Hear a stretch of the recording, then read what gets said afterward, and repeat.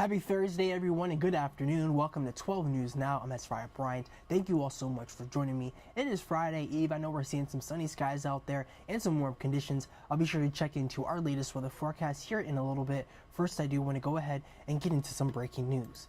An intense manhunt is underway for this man, 40-year-old Robert Card. He is a trained firearms instructor and believed to be in the Army Reserve. He recently reported mental health issues and is considered armed and dangerous. Gloria Pazmino is in Lewiston with the latest. Hundreds of police officers are fanned out throughout this area and neighboring towns hours after police say a man opened fire inside a local bowling alley and a bar, killing at least 16 people and injuring dozens more. Two mass shootings rocking Lewistown, Maine Wednesday night. They got multiple victims. I need multiple victims. I need every unit you can find.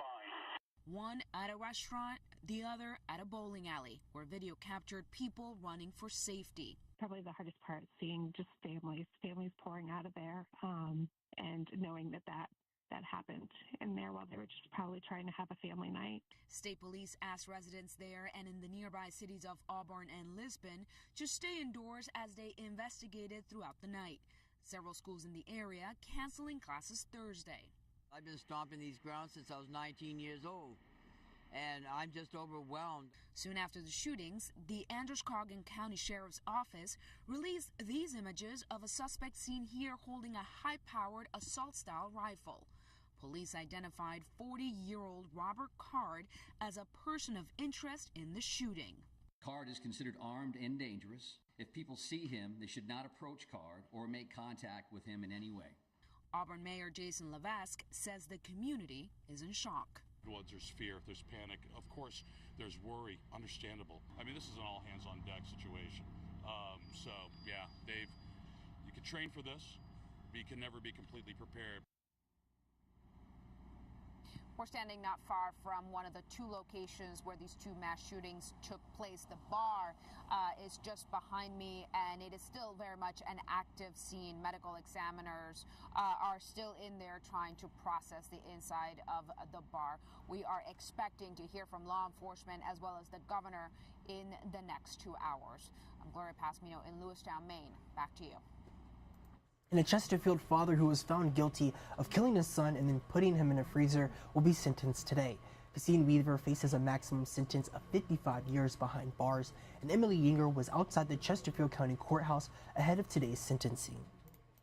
Well, 51-year-old Cassine Weaver was already found guilty by a jury back in July for felony child neglect, felony homicide, and concealing a dead body. It was over 2 years ago that police found the body of Weaver's son, Aileel Adon. His body was inside a freezer in the family home, surrounded by bags of ice and frozen turkeys. Investigators believe Aileel's body was inside the freezer for nearly 2 years and that he was under 5 years old when he was killed. He died of multiple blunt force injuries, according to a medical examiner. Upon examination of his body, Aileel was found with multiple injuries, some of which were in the process of healing, including 2 skull fractures and 5 rib fractures. When testifying, his wife, Dina Weaver, said Aileel's body always had bruises and that her husband would punish him using his belt or a hand. The prosecution argued that Weaver refused to get his son medical attention after his wife begged him to take their child to the hospital. Now, we will have a crew inside the courthouse today for that sentencing and will, of course, keep you updated on the latest. On your side, Emily Yinger, NBC 12 News. And that sentencing started at 1, and we do have our Desiree Montia in the courtroom, so we'll be sure to bring you the latest on air and online.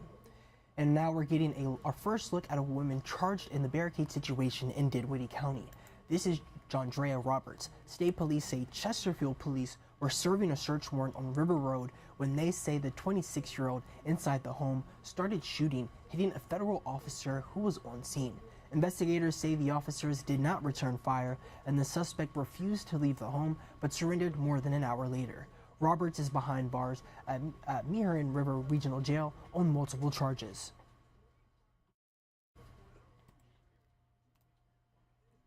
And the war between Israel and Hamas is now entering its 20th day.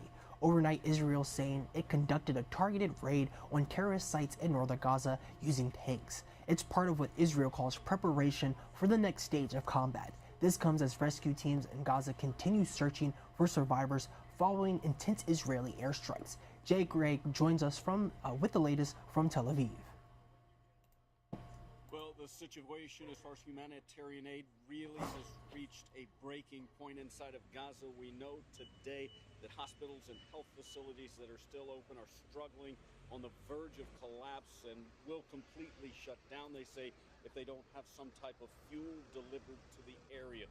Bakeries, the few that are open and providing bread for many of those, their only meal in Gaza, will also shut down. 12 trucks crossed the border with Egypt into Gaza today, 74 total since the war began, but none of those trucks have contained fuel, and Israel continues to say no fuel will move into Gaza as long as this war is going on. We know that overnight some tanks made a move into Gaza along with other heavy equipment, the biggest mission to date, something they were calling targeted raids in the area of the border with Gaza. The IDF for the first time telling us that they've taken tanks into that region, taking out operational structures as well as anti-tank positions. And we know that they say they've also found some cells, some terrorist cells as they call them, just across the border that they have eliminated. It appears to be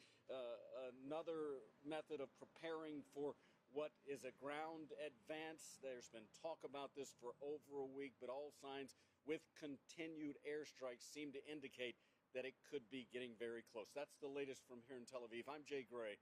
Now back to you. And if you need help paying your gas or electric bills, the Legal Aid Justice Center is stepping in. The group will help local families complete applications for the Low-Income Housing Energy Assistance Program.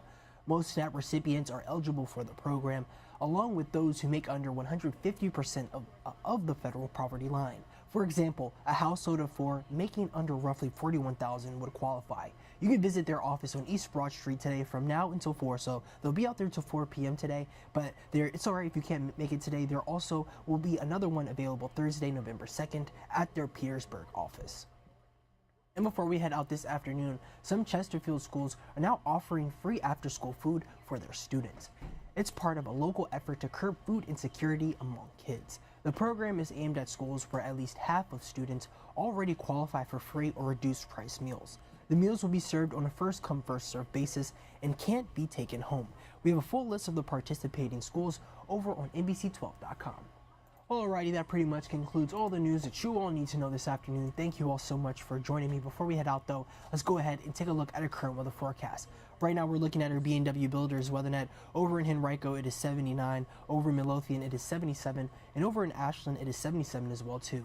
So we're seeing mostly sunny skies with near record warmth as well too. Highs are going to be in the low 80s, and there was a record set in 1939 of 83 degrees, so we'll be watching that closely to see if we break that record.